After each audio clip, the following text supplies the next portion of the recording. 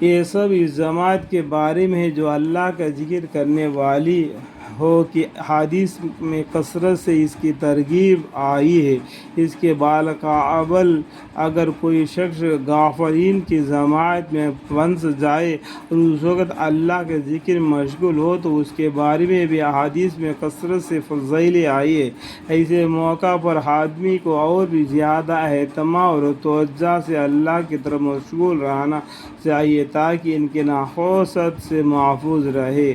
حدیث میں آیا ہے کہ غافلین کی جماعت میں اللہ کا ذکر کرنے والا ایسا ہے جیسا کہ جہاد میں بھاگنے والوں کی جماعت میں سے کوئی شخص جم کر مقابلہ کرے۔ ایک حدیث میں آیا ہے کہ غافلین میں اللہ کا ذکر کرنے والا ایسا ہے جیسا کہ بھاگنے والوں کی طرف سے کفار کے مقابلے کرے۔ نیزہ ایسا ہے جیسا کہ اندھیرے گھر میں چراغ، نیزہ ایسا ہے جیسا کہ پت جھڑ والے درختوں میں کوئی شاداب سرسبزہ درخت ہو۔ ایسے شخص کو حق تعالی شانہ اس کو جنت کا گھر پہلے ہی دکھلا دیں گے، الحمدللہ۔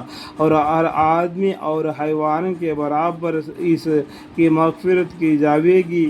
یہ جب ہے کہ ان مجالس میں اللہ کا ذکر مشغول ہو، اور ورنہ ایسی مجالس کے شرکت کی ممانعت آئی ہے۔ حدیث میں ہے کہ عشیرہ یعنی یارانہ کی مجالس سے اپنے آپ کو بچاؤ۔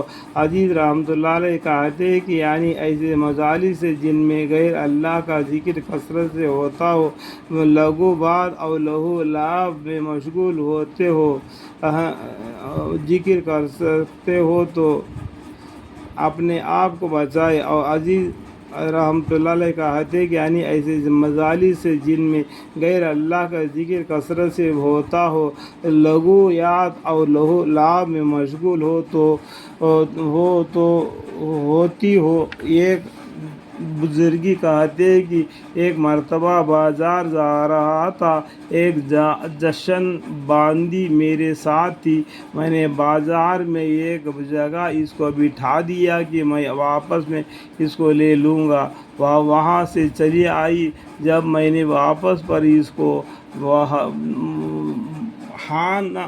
نہ دیکھا تو مجھے غصہ آیا۔ میں گھر واپس آیا تو وہ باندی آئی اور کہنے لگی، میرے آقا خفگی میں جلدی نہ کرے، آپ مجھے ایسے لوگوں کے پاس چھوڑ گئے جو اللہ کا ذکر سے غافل تھے۔ مجھے یہ ڈر ہوا کہ ان پر کوئی عذاب نازل ہو، وہ زمین میں دھنس نہ جاوے اور میں بھی ان کے ساتھ عذاب میں دھنس جاؤں۔ اس طریقے سے وہ باندی وہاں سے چل کر گھر آ گئی تھی۔